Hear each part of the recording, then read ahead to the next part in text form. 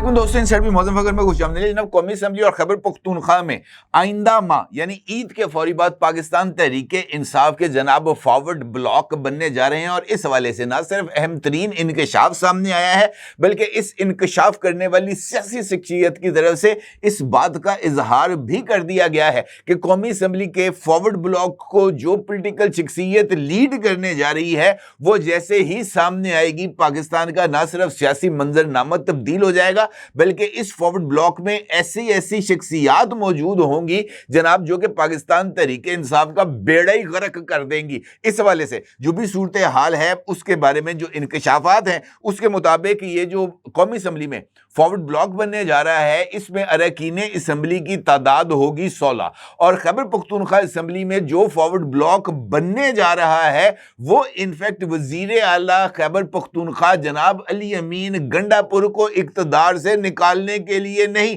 बल्कि अली अमीन गंडापुर को इक्तदार में बरकरार रखने के लिए है। और इस हवाले से बताया यह जा रहा है कि परवेज खटक साहब जो कि इस वक्त वफाकी काबीना में मौजूद हैं और अमूर दाखिला के मुशीर के तौर पर जनाब फराइज सर अंजाम दे रहे हैं, वो अली अमीन गंडापुर के लिए कोई बेल आउट पैकेज तैयार कर रहे हैं। ये क्या सूरत हाल है, इसके ऊपर बात करना बहुत ही ज्यादा जरूरी है। अब यकीनी तौर पर जानना चाहेंगे कि ये जो 16 MNAs पर मुश्तमिल फॉरवर्ड ब्लॉक मंजर आम पर आने जा रहा है, इस फॉरवर्ड ब्लॉक में कौन कौन शामिल होगा। अब यह भी बात जानना चाहेंगे कि ईद के बाद फॉरवर्ड ब्लॉक जो कि पाकिस्तान तहरीक इंसाफ का खासतौर पर नेशनल असम्बली में सामने आ रहा है, इसकी जरूरत क्यों पेश आई और ये जो 16 अरकान पर मुश्तमिल ये जो है फॉरवर्ड ब्लॉक ये हुकूमत को किस मामले में सपोर्ट करेगा और हुकूमत का असल गेम प्लान क्या है। अली अमीन गंडापुर की इस वक्त तहरीक इंसाफ में पोजीशन क्या है और क्या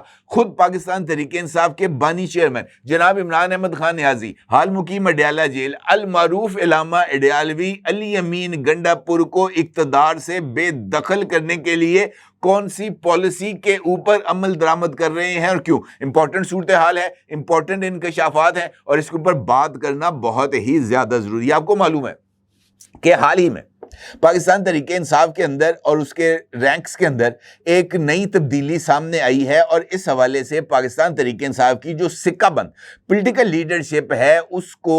ना सिर्फ साइडलाइन किया गया है बल्कि इमरान खान के वो तमाम लोग जो कि उस्मान बुज़दार और महमूद खान टाइप किस्म के ना वो जो क्या कहते हैं होम्योपैथिक किस्म की लीडरशिप है वो सामने आई है ताकि इमरान खान का जो कंट्रोल है पार्टी के ऊपर वो मेंटेन रहे। इसी हवाले से ये बात भी सामने आ रही है कि ये जो पॉलिटिकल लीडरशिप है इसके साइडलाइन होने में मौजूदा लीडरशिप का बहुत ही इंपॉर्टेंट रोल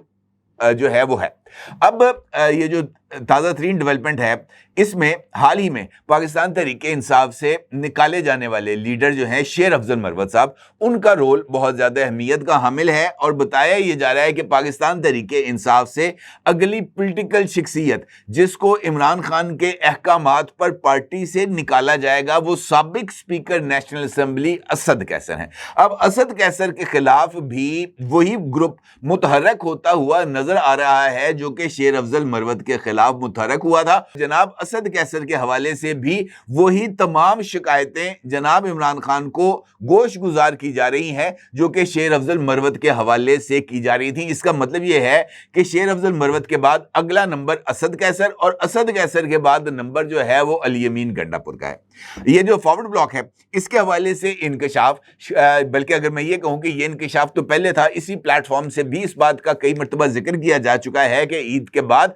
ये जो 16 रुकनी फॉरवर्ड ब्लॉक है ये मंजर आम पर आएगा। अब शेर अफजल मरवत साहब ने नदीम मलिक साहब के टॉक शो में इसी प्लेटफॉर्म से दी जाने वाली खबर कि पाकिस्तान तहरीक इंसाफ का फॉरवर्ड ब्लॉक बनने जा रहा है, ना सिर्फ उसकी तस्दीक कर दी है बल्कि इस बात की भी तस्दीक कर दी है कि वो फॉरवर्ड ब्लॉक जो है वो 16 MNAs पर मुश्तमिल होगा। अब शेर अफजल मरवत साहब ने जब इस बात की तस्दीक कर दी है तो फिर मेरा ख्याल है कि अगले गेम प्लान के ऊपर भी बात करना कुछ ज्यादा आसान हो गया। अब हुकूमत को ये जो 16 MNAs हैं इसकी जरूरत क्या है।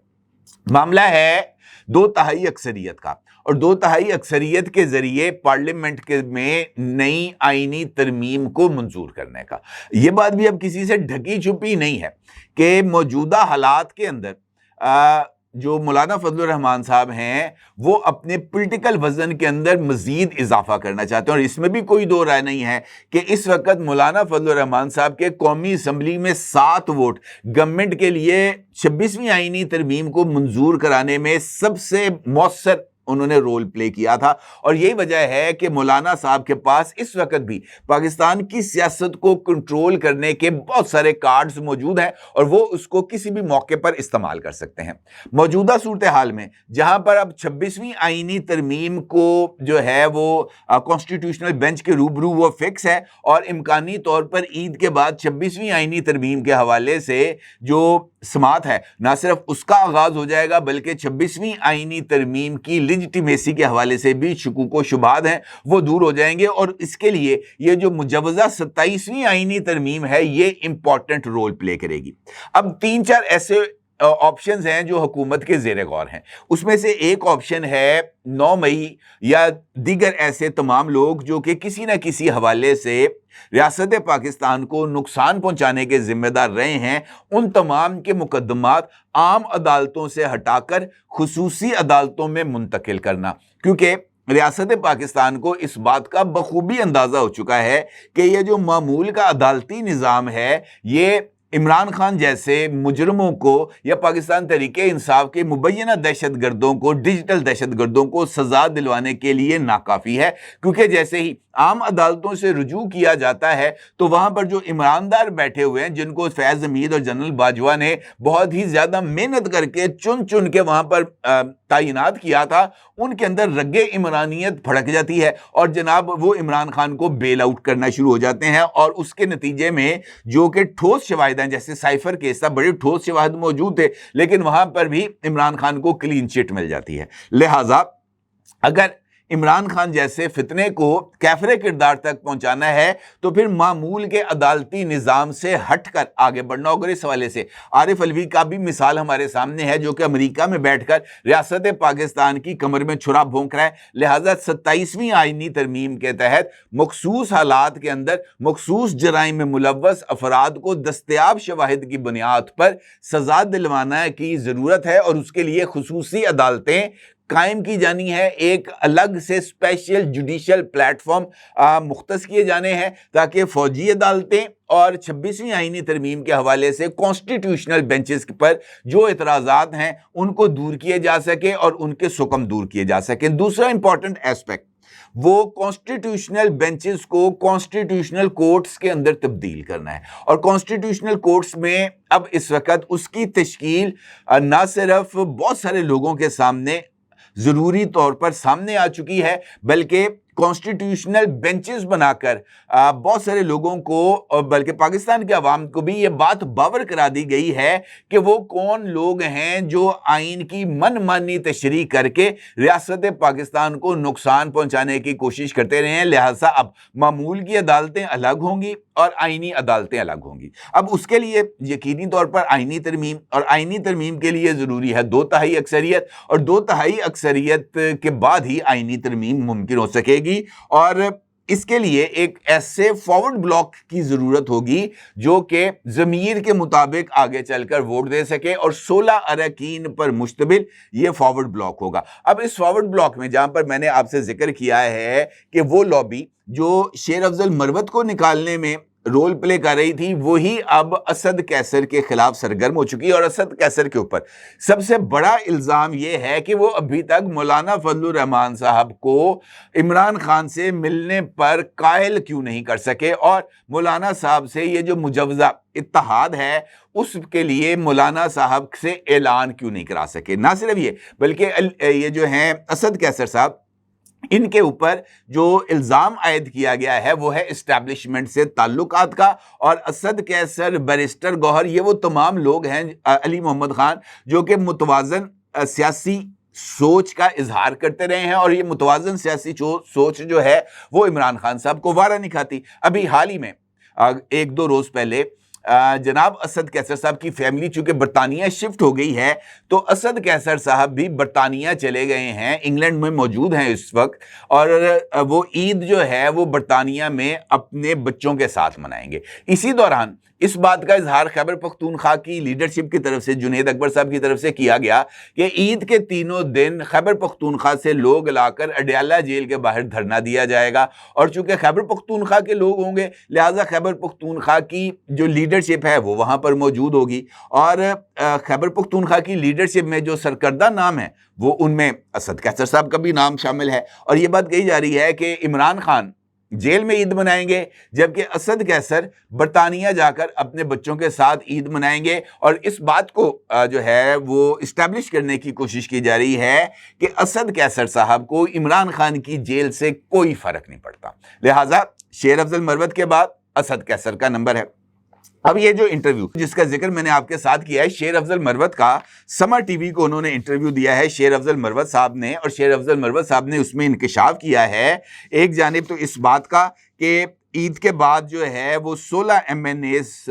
پر مشتمل ایک فارورڈ بلاک بن جائے گا، 11 اراکین پہلے ہی اس فارورڈ بلاک کے اندر موجود ہیں، مزید 5 اراکین اسمبلی اس فارورڈ بلاک میں چلے جائیں گے، عید کے بعد فارورڈ بلاک بنے گا، اور ایک بہت اہم سرکردہ شخصیت جو ہے وہ اس فارورڈ بلاک کو لیڈ کرے گی۔ شیر افضل مروت صاحب نے اس بات کا اظہار تو نہیں کیا کہ وہ شخصیت کون ہوگی، البتہ بتایا یہ جا رہا ہے کہ شاہ محمود قریشی صاحب کے صاحبزادے زین قریشی صاحب ممکنہ طور پر اس فارورڈ بلاک کو لیڈ کریں گے۔ اب شیر افضل مروت صاحب نے اس بات کا ذکر کیا، اور ساتھ انہوں نے اس بات کا ذکر کیا کہ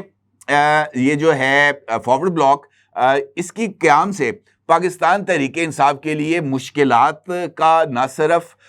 نئے دور کا آغاز ہوگا بلکہ پاکستان تحریک انصاف کو جو پہلے مار پڑ رہی ہے اس میں مزید اضافہ ہوگا، اور پاکستان تحریک انصاف کی بارگیننگ پوزیشن کمزور ہوگی۔ شیر افضل مروت صاحب نے اس موقع پر پاکستان تحریک انصاف کو اس بات کا مشورہ بھی دیا کہ حال ہی میں بلاول بھٹو زرداری صاحب کی طرف سے یہ جو ثالثی کی پیشکش کی گئی ہے، پاکستان تحریک انصاف کو چاہیے کہ وہ اپنی فیس سیونگ کے لیے ثالثی کی اس پیشکش کو نہ صرف فوری طور پر قبول کر لے بلکہ گورنمنٹ کے ساتھ نیگوسیشن ٹرم پر آئے تاکہ اس کے لیے ذرا سختی کم ہو اور ان کو اپنی پولیٹیکل سپیس مل سکے۔ اگرچہ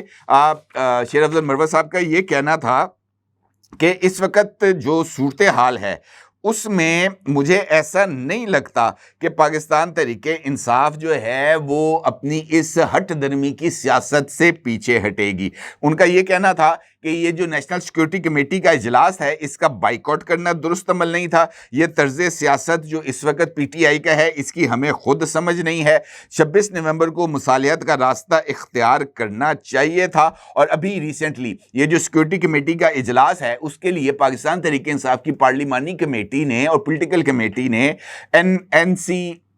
ایس سی کے اجلاس میں شرکت کا فیصلہ کیا تھا، لیکن اس کے بعد سوشل میڈیا ٹیم جو کہ بیرون ملک موجود ہے اور اس نے انت مچائی ہوئی ہے، اس نے ٹرینڈ چلائے اور اس ٹرینڈ کی وجہ سے پاکستان تحریک انصاف کو اپنے اس فیصلے سے پیچھے ہٹنا پڑا۔ ان کا یہ کہنا تھا کہ سوشل میڈیا کا بھی کوئی نہ کوئی علاج کرنا ہوگا۔ پھر انکشاف کیا شیر افضل مروت نے علی امین گنڈا پور کے حوالے سے۔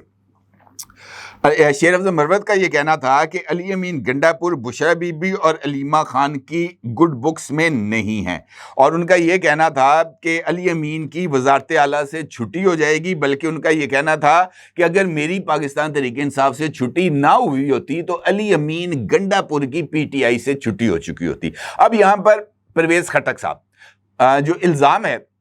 وہ یہ عائد کیا گیا ہے علی امین گنڈا پور پر کہ علی امین گنڈا پور کے اسٹیبلشمنٹ کے ساتھ تعلقات ہیں، اور علی امین گنڈا پور اسٹیبلشمنٹ کی لائن لیتے ہیں، اور یہ جو 24 نومبر کا احتجاج ناکام ہوا وہ علی امین گنڈا پور نے اسٹیبلشمنٹ کے پپٹ کے طور پر پلے کیا، اور اسی وجہ سے بشرا بی بی کو وہ لے کے واپس گئے اور احتجاج ناکام ہو گیا۔ ادروائز پی ٹی آئی جو ہے وہ بلو ایریا تک پہنچ چکی تھی، بلکہ چند کارکنان نے ڈی چوک تک رسائی بھی حاصل کر لی تھی، اور اگر اس موقع پر علی امین گنڈا پور بزدلی نہ دکھاتے، یہ لفظ استعمال کیا گیا عمران خان کے سامنے، تو پاکستان تحریک انصاف ڈی چوک تک پہنچ جاتی، اور ڈی چوک تک پہنچنے کے بعد وہاں پر دھرنا دیتی، اور دھرنے سے حکومت پر دباؤ آتا اور پاکستان تحریک انصاف کے لیے جو اگلے راستے تھے وہ آسان ہو جاتے۔ اب ان کا یہ کہنا ہے کہ علی امین کے لیے جو سچویشن ہے وہ ان کا بطور وزیر اعلیٰ موجود رہنا خیبر پختونخوا میں پی ٹی آئی کی حکومت کے لیے یا پی ٹی آئی کی پوزیشن کے لیے خطرہ ہوگا۔ پرویز خٹک صاحب کا یہ ماننا ہے کہ علی امین گنڈا پور کے ہٹائے جانے کی صورت میں پاکستان تحریک انصاف کے اندر کچھ ایسے لوگ موجود ہیں اراکین اسمبلی جو یہ کہتے ہیں کہ وہ علی امین گنڈا پور کے ساتھ جانے کی صورت میں پرویز خٹک صاحب کا ساتھ دیں گے۔ یعنی اگر پرویز خٹک صاحب اس بات کی یقین دہانی کرا دیتے ہیں ان اراکین اسمبلی کو جو کہ منحرف ہونے کے لیے یا فارورڈ بلاک بنانے کے لیے تیار ہیں کہ علی امین گنڈا پور کو وزیر اعلیٰ برقرار رکھا جائے گا، تو یہ گروپ علی امین گنڈا پور کے نام پر پرویز خٹک کا ساتھ دینے کے لیے تیار ہے۔ اس کا مطلب یہ ہے آسان الفاظ میں کہ پرویز خٹک گارنٹی دیں کہ علی امین وزیر اعلیٰ رہیں گے، تب ہی وہ فارورڈ بلاک بنانے کے لیے تیار ہیں۔ اب اس صورتحال میں ایک فارورڈ بلاک بن رہا ہے قومی اسمبلی میں تاکہ حکومت کو اس بات کی جو ہے گنجائش مل سکے کہ وہ 27ویں آئینی ترمیم منظور کرا سکے، اور ایک فارورڈ بلاک بن رہا ہے خیبر پختونخوا میں تاکہ علی امین گنڈا پور کو عمران خان مخالف یا موجودہ لیڈرشپ مخالف کے طور پر وزیر اعلیٰ برقرار رکھ کے خیبر پختونخوا کے اندر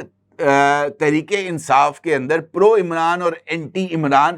جو ہے وہ تقسیم کی جا سکے۔ البتہ اس سارے کھیل کے اندر جو اصل نقصان ہونے جا رہا ہے میری نظر میں وہ اسد کیسر صاحب کا ہے، کیونکہ اسد کیسر صاحب کی جو پوزیشن ہے وہ نہ صرف اب ذرا تھوڑی سی کمپرومائز ہوتی ہوئی نظر آ رہی ہے، بلکہ پی ٹی آئی کے اندر ایک ایسا گروپ موجود ہے جو کہ عمران خان کو اسد کیسر کو پارٹی سے نکالنے کے لیے قائل کرنے میں بہت حد تک کامیاب ہو چکا ہے، اور آنے والے دنوں میں ممکنہ طور پر عید کے بعد ہمیں اسد کیسر کی پارٹی سے چھٹی کا اعلان بھی متوقع ہے، یا ہمیں اس کے لیے تیار رہنا چاہیے۔ اور مجھے تو اس بات میں اب کوئی امکان نظر نہیں آ رہا کہ یہ جو انکشاف شیر افضل مروت صاحب کی طرف سے کیا گیا ہے علی امین گنڈا پور کے لیے، یہ بھی کافی حد تک درست ہے، اور پی ٹی آئی کے میں وہ جو جوتوں میں دال بٹھنے کا سیزن ہے وہ میرا خیال ہے کہ آنے والا ہے، اور ہمیں اس کے لیے عید کے بعد جو سیاسی منظرنامے پہ آنے والی تبدیلیاں ہیں اس کے لیے تیار رہنا چاہیے۔ اپنی رائے کو ضرور اظہار کیجیے گا۔ آپ کا بہت شکریہ۔ اللہ حافظ۔